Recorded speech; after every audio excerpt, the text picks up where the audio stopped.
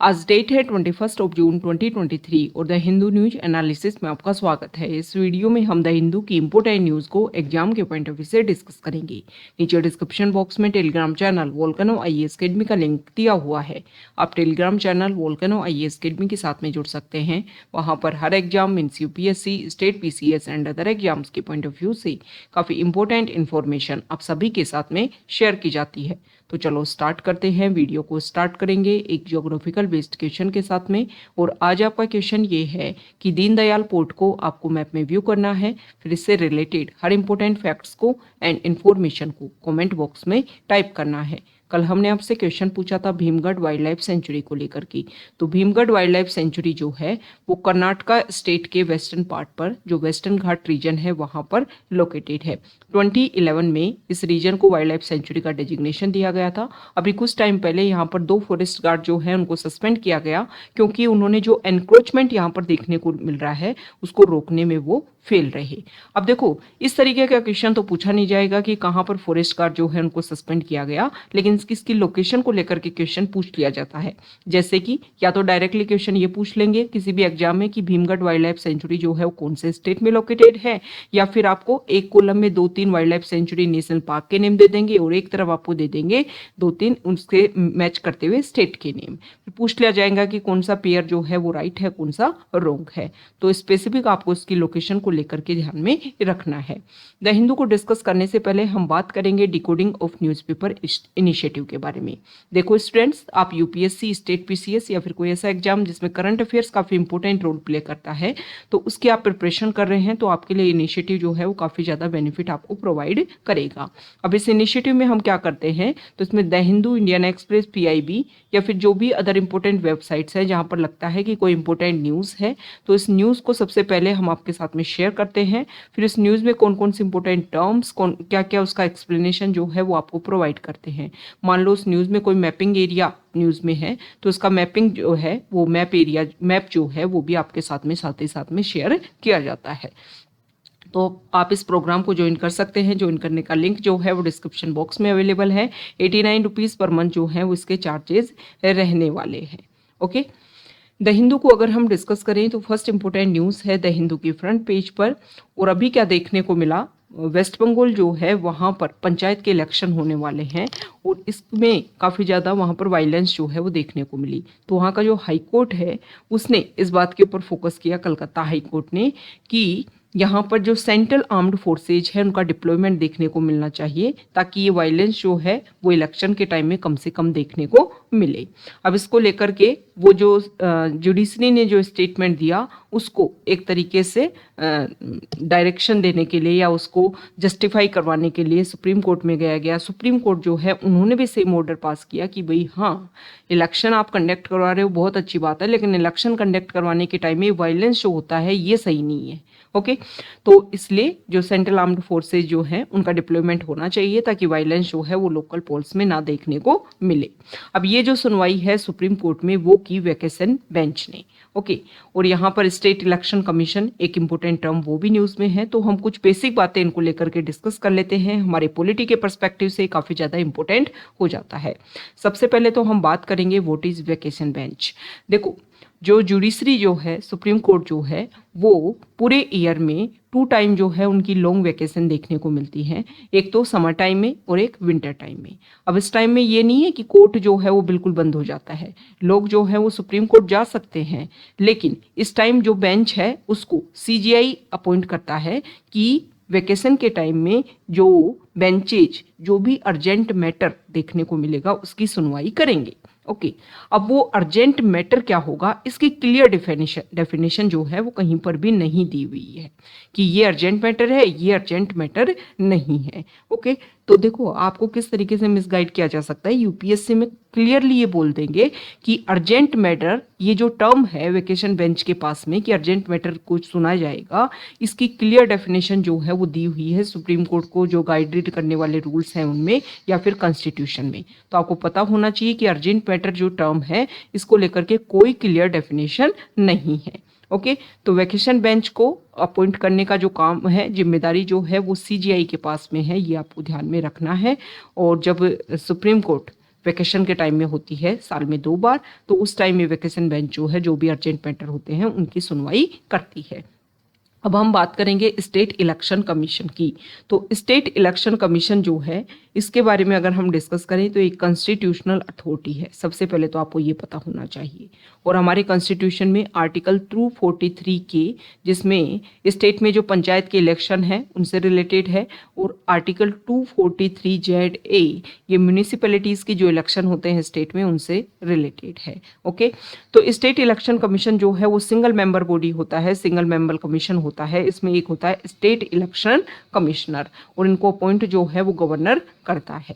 Okay, और ये जो स्टेट इलेक्शन कमिश्नर है इसको उसी तरीके से इसकी पोस्ट से हटाया जा सकता है जिस तरीके से हाई कोर्ट के जज को हटाया जाता है। उन्हीं ग्राउंड्स के बेसिस पर जो है इसको रिमूव किया जा सकता है।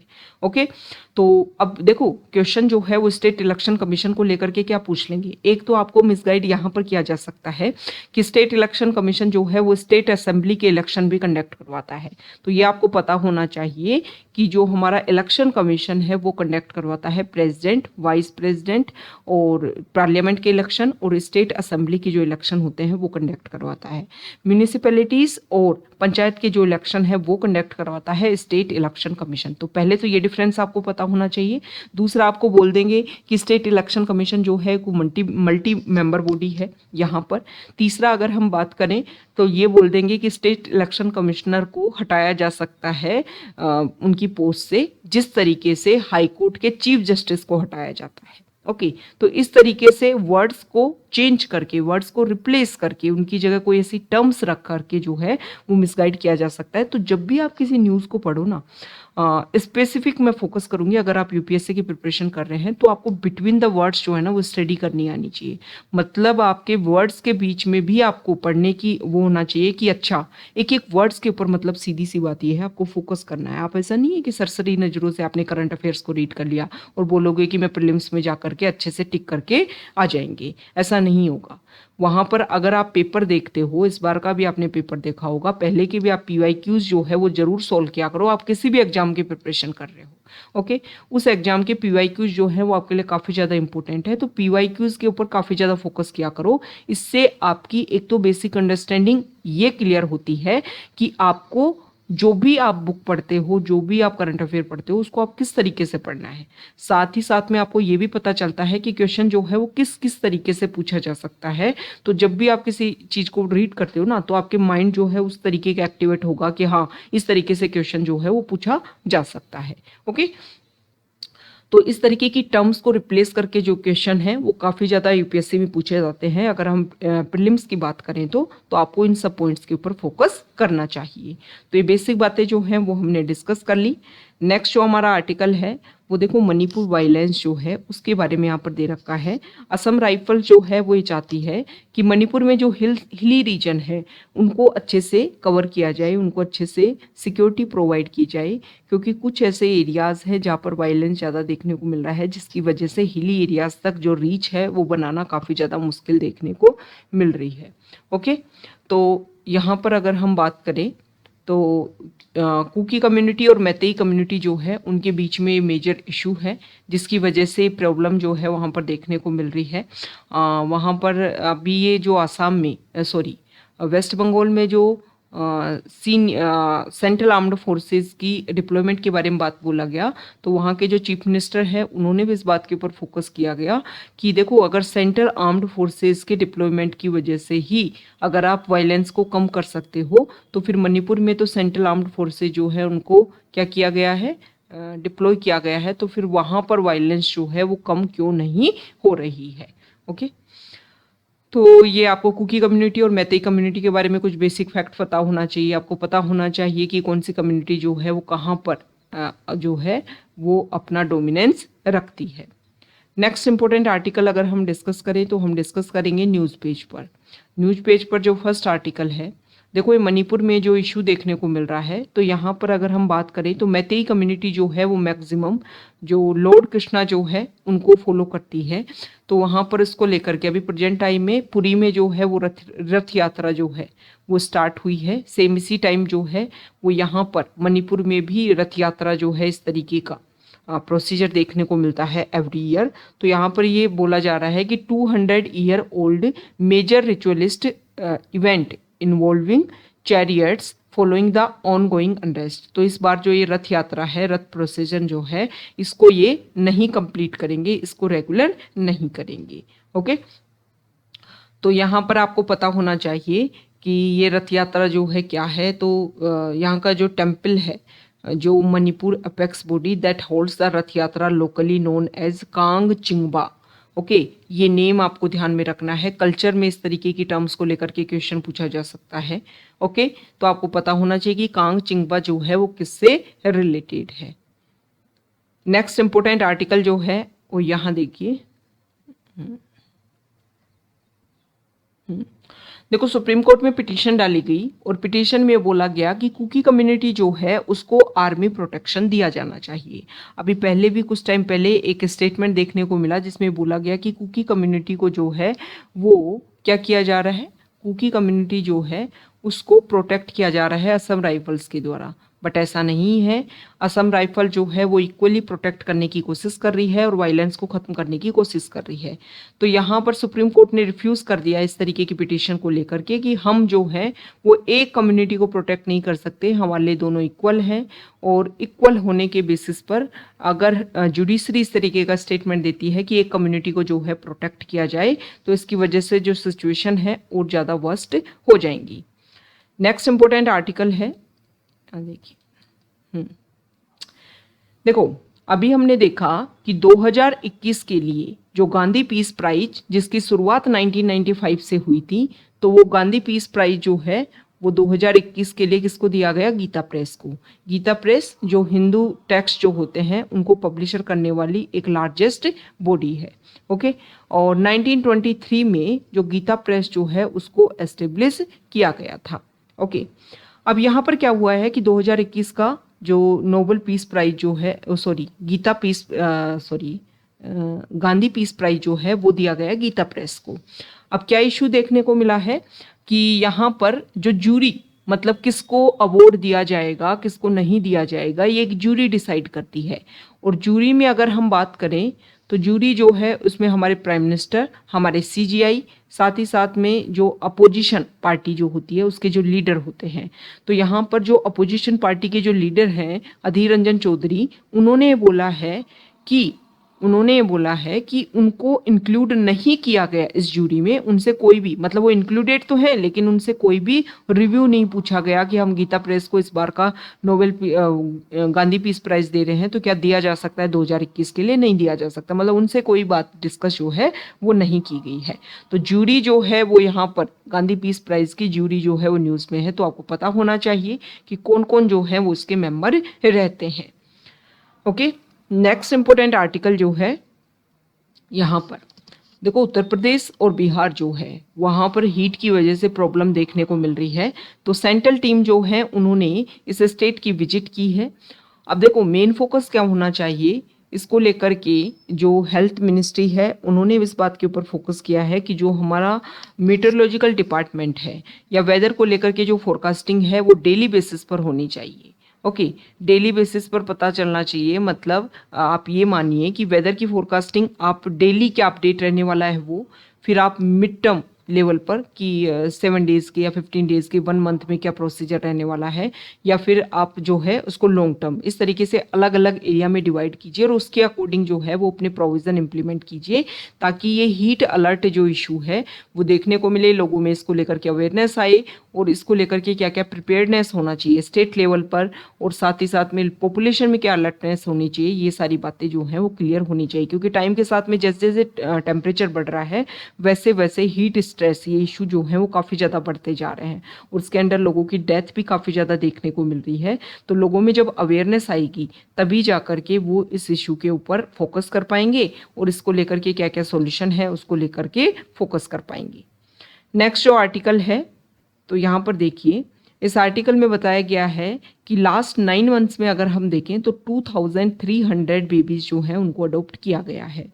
ओके, यहाँ पर बताया गया है कि कुछ केसेज जो हैं वो अभी भी जुडिशरी में ट्रैप हैं और लास्ट ईयर जुवेनाइल जस्टिस जो एक्ट है उसमें जो चेंजेस किया गया उसकी वजह से जो प्रोसीजर है वो थोड़ा इजी हुआ है।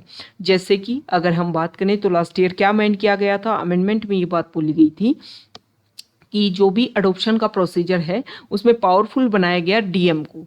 DM are empowered to give adoption orders. The act came into force with an aim to prevent court-related delays in the process of adoption, which has created a lot of pendency। मतलब court related जब adoption procedure था तो pendency level काफ़ी ज़्यादा था, काफ़ी slow procedure था।